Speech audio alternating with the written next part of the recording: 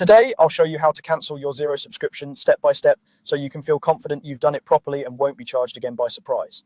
Before we start, keep in mind that you'll need to be logged into Xero with an account that has the right permissions to manage billing and subscriptions.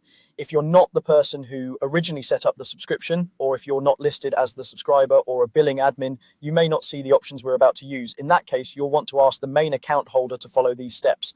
First, open your web browser and go to the Xero website. In the address bar, type in the Xero homepage address and press enter.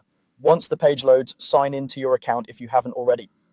After logging in, you should land on your main dashboard or whichever organization you most recently accessed. Next, look to the top left corner of the screen for the organization drop-down menu. This is usually where you can switch between different organizations or companies linked to your Xero login. Click on that organization's drop-down. If you manage more than one organization in Xero, make sure you've selected the one whose subscription you actually want to cancel.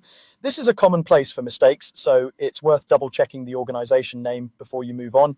Once the correct organization is selected, look within that same menu area for an option related to subscription and billing. You may see it labeled as subscription and billing or something very similar. Click on that. This will take you to the page where your current plan, billing details, and invoices are displayed.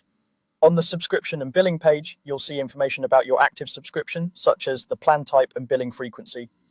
Somewhere near that subscription summary, look for an icon with 3 dots. It might be vertical or horizontal, but it typically sits near the subscription details as a small menu button. Click on those 3 dots to open a menu of actions you can take. In that menu, you should see the option to cancel your subscription.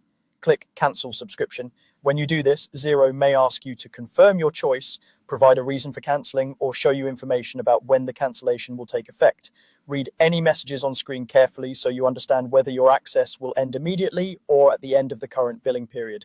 After confirming the cancellation, look for a final confirmation message on the screen, such as a note that your subscription has been scheduled to end. It's a good idea to take a quick screenshot or make a note of the date your access will stop. If you receive email notifications from Xero, keep an eye on your inbox for a cancellation confirmation email as well. And that's it. You've navigated to Xero, opened the correct organization, gone into subscription and billing, used the 3-dot menu and selected cancel subscription.